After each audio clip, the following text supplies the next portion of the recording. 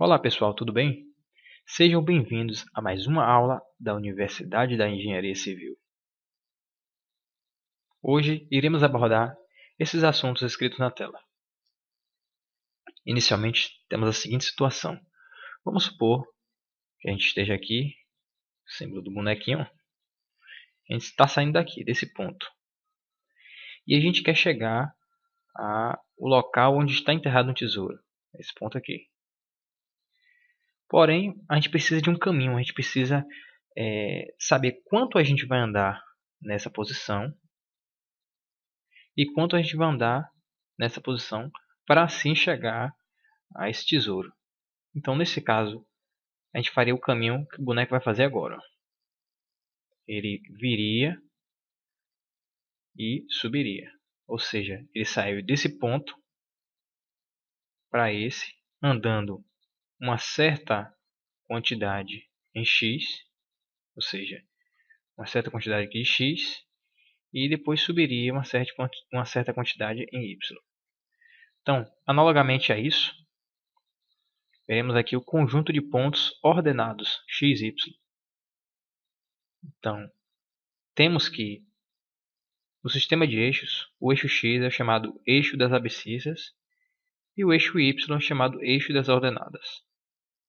Temos aqui um ponto P qualquer, que tem a localização a unidades em x. Percebam que sempre é P de x, y. Ou seja, aqui a coordenada em x e aqui a coordenada em y. Então ele vai andar a unidades em x, como está aqui. Ou seja, ele saiu daqui, da origem. Ele andou tantas unidades até chegar aqui, a esse ponto. E em y, ele andou essa quantidade. Está marcado aqui. Então, como nosso boneco pode chegar nesse ponto aqui, ou seja, nesse ponto onde está enterrado o possível tesouro, ele vai ter que andar certas unidades em x e subir certas unidades em y. Aí ele chega no ponto desejado. Então, um ponto é isso. É simplesmente uma localização para a gente poder traçar uma reta, traçar um vetor, entre outras coisas. Então, é assim que a gente vai localizar o ponto. Então, vamos, por exemplo, agora aqui numérico.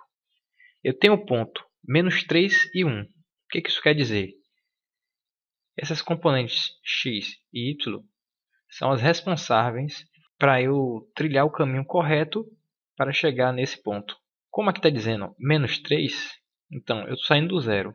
Menos 1, menos 2, menos 3. Ou seja, em x eu tenho que andar menos 3. E em y ele está dizendo 1. Ou seja, eu vou subir 1, né? Está positivo. Pronto, cheguei no ponto. Então, é o que o boneco vai fazer.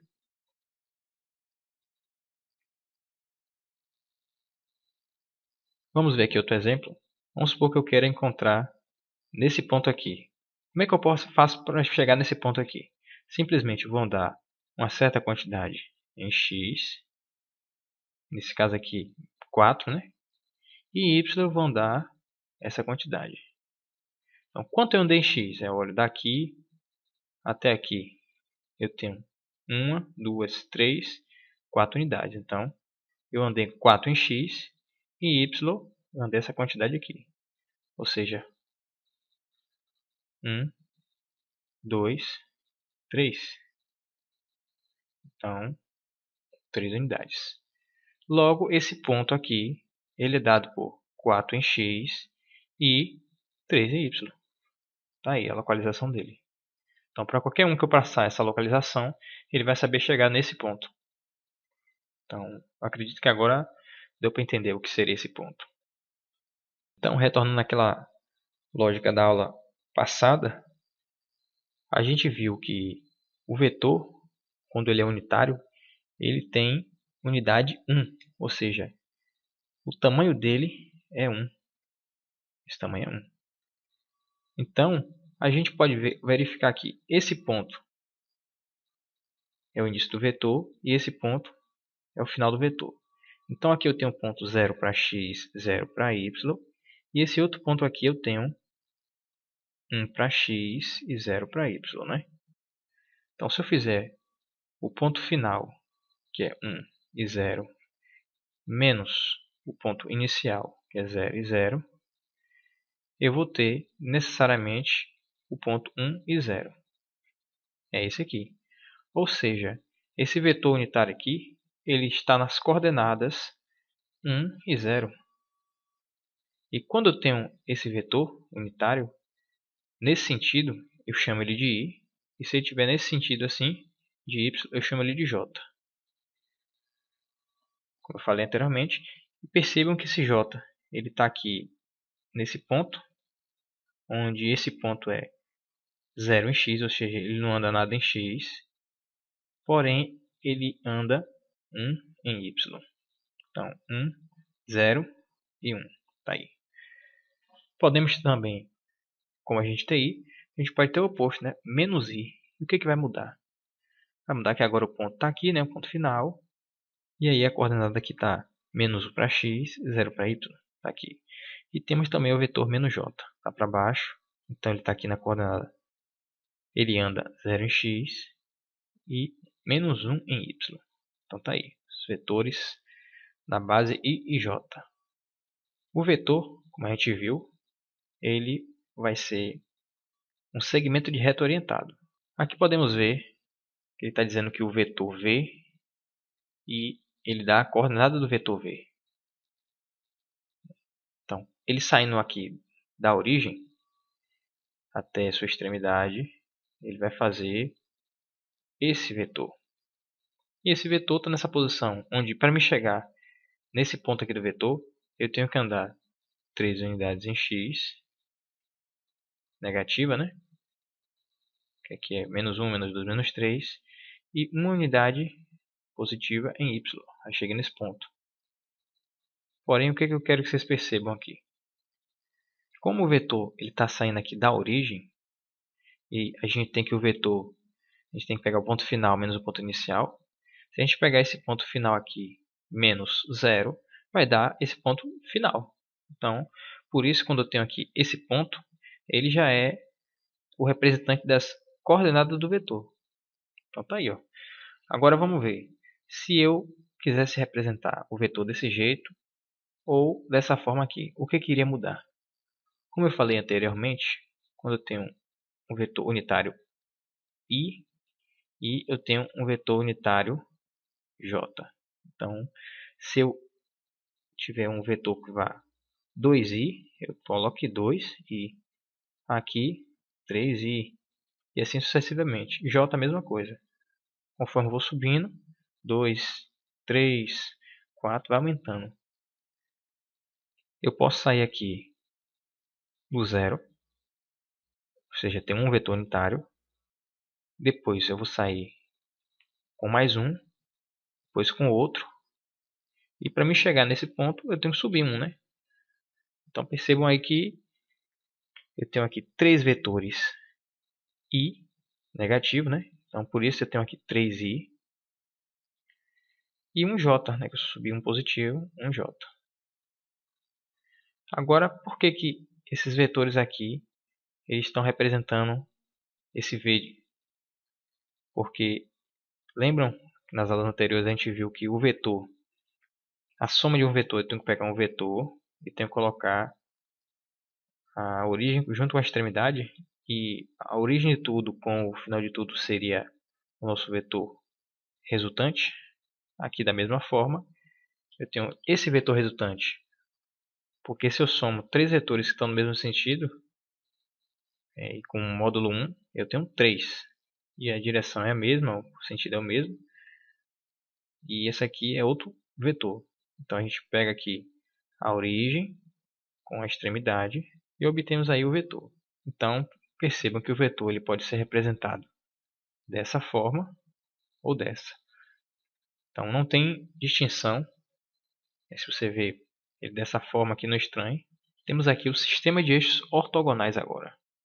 Então vocês podem estar se perguntando, ortogonais, o que seria isso? É a mesma coisa que perpendiculares, ou seja, formam um ângulo de 90 entre eles. seja, esse eixo X ele forma com o eixo Y um ângulo de 90. Então essa é a definição aí de ortogonal.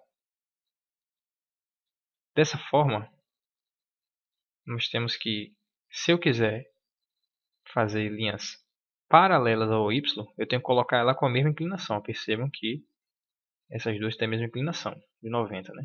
E assim sucessivamente, colocando. E a mesma coisa para X, eu tenho que criar linhas onde elas têm a mesma inclinação do eixo X. Assim eu vou indo. Então percebam que aquela questão lá dos pontos, ó, aqui eu tenho um ponto, aqui eu tenho outro ponto, aqui eu tenho outro, e assim sucessivamente, né? Se eu tivesse outra linha aqui, eu tinha mais pontos aqui, e assim sucessivamente. Conforme eu vou colocando mais linhas, eu vou tendo mais pontos.